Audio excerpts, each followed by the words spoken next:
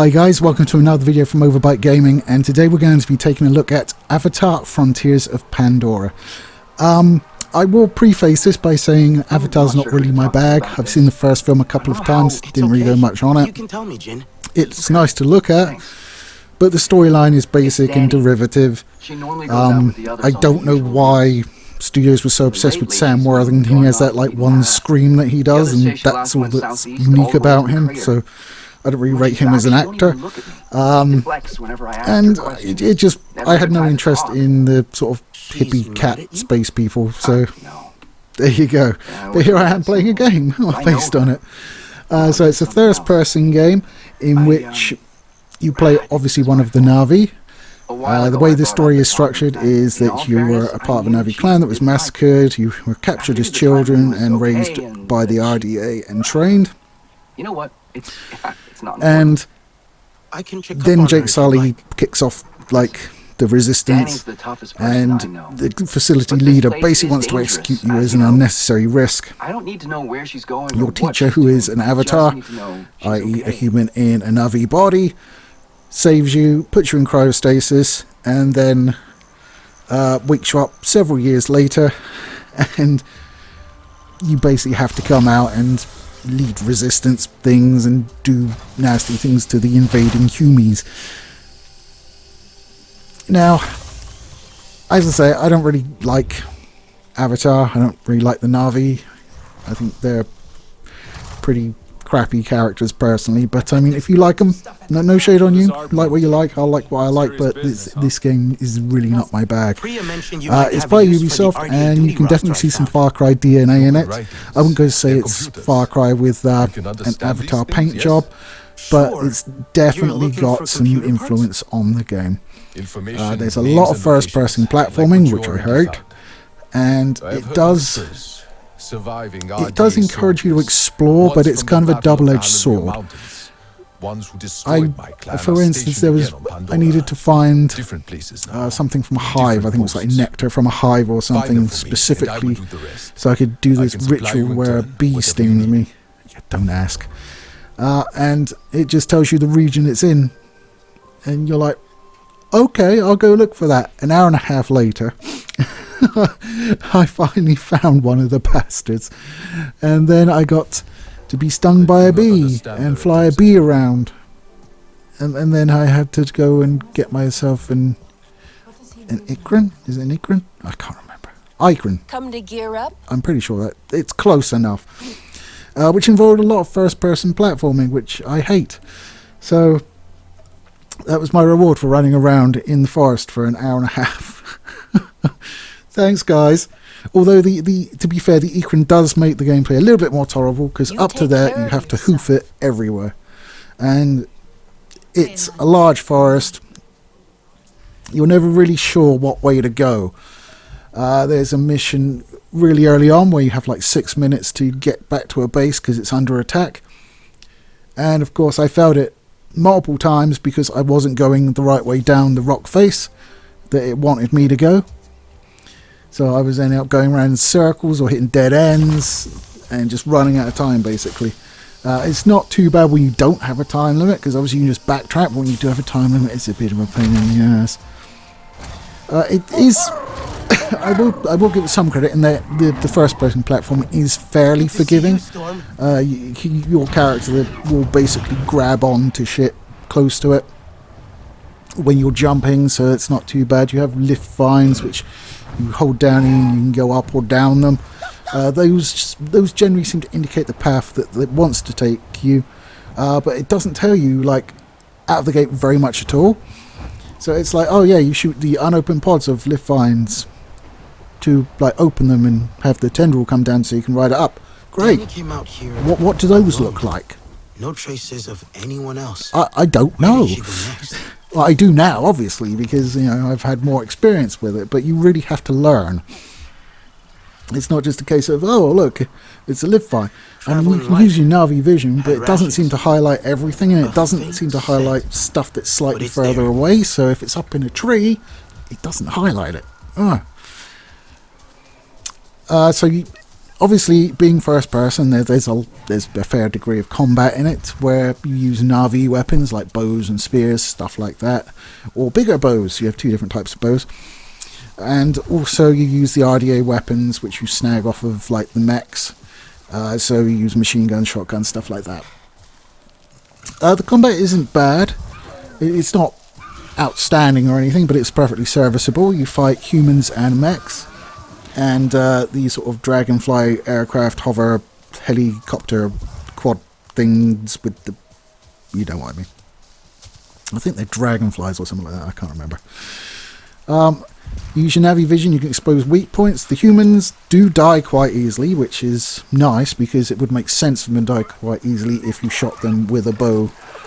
Navi-sized bow, because like the humans come up to like your waist as a Navi. I quite like the way they did the scale between the humans and the Navi, but once you're away from the humans, it really doesn't make any difference. So, you know, shooting them with like a bow that has an arrow that's like 2-3 inches thick, probably going to kill them. So yeah, as is the case for the mech weapons as well, because obviously they're a lot larger. So the humans go down nice and easy. The mechs aren't too bad either. If you use Navivision, you can see weak points on enemies, so you can see like the little human in the cockpit, which you aim for as their weak point. And then you go around and there are facilities for you to shut down, sort of, and the forest takes it over. It removes pollution, so you can get at like all of the natural goodies that you can pick. Hunger is a thing in the game. You have a second bar underneath your health for hunger. It goes down over time as you use more stamina. It goes down, and as you use it to heal as well. So if you get damaged, you can either use a healing item, or you can come back out of combat, wait for a little while. Your food bar will go down, but your energy bar will go up. And basically there's a cooking system where you pair two ingredients together, and it will give you like a better thing than eating one of them, or both of them singly will give you. Which is nice. I mean, it works, but I mean, each of them give you a little tiny buff, and they're not really too significant. So it's normally just a case of I'll throw this and this together because it will fill my food bar up. I don't really care about the 2% extra stealth it gives me or something like that. Graphically, it's a decent looking game, I have to say. Specifically, the jungle looks amazing. Some of the indoor environment's not quite as good, but certainly the jungle looks good. It is very jungle-ish, and some of the floor can be quite heavy, which makes finding things somewhat tricky. There are missions where you find old research sort of stations where you have to sort of reactivate them, and they've got like 3 pylons around the place. You need to find like the activation console for each, and some of those can be tricky to find because even if it's just behind a leaf, you can't see it. So it's like, well, fuck.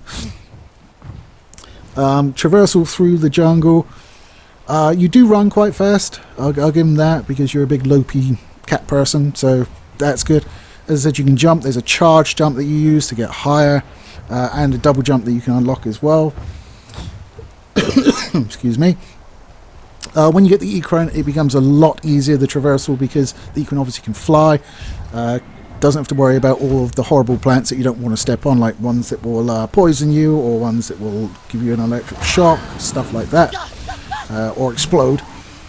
So you avoid those entirely by using the Ecran, and you can land it, I wouldn't say anywhere you want, but relatively anywhere you want. You know, you'll sort of go, I'll land here, but it will choose to land just slightly not there. Bugs, I did have a couple. One where my Ecran, I went to land my Ecran and it just basically threw me off and refused to land. So, okay, lovely. The second one was, as I was entering a cutscene, I opened a menu and the cutscene was black and I could hear the dialogue.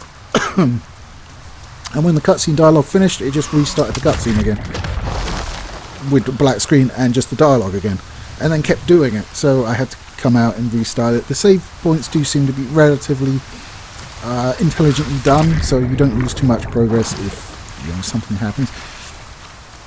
But that's really the only 2 bugs that I've encountered during playing the game.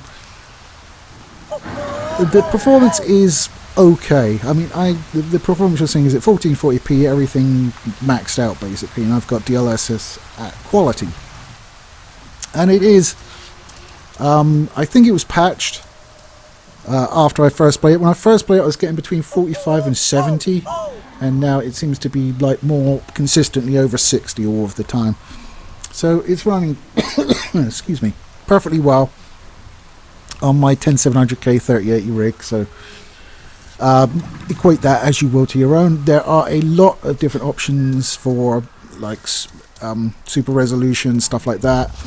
You can obviously knock stuff down, and there are multiple ways. And you'd like the Intel, was it Zexi, something like that. That one, the one with the X in it.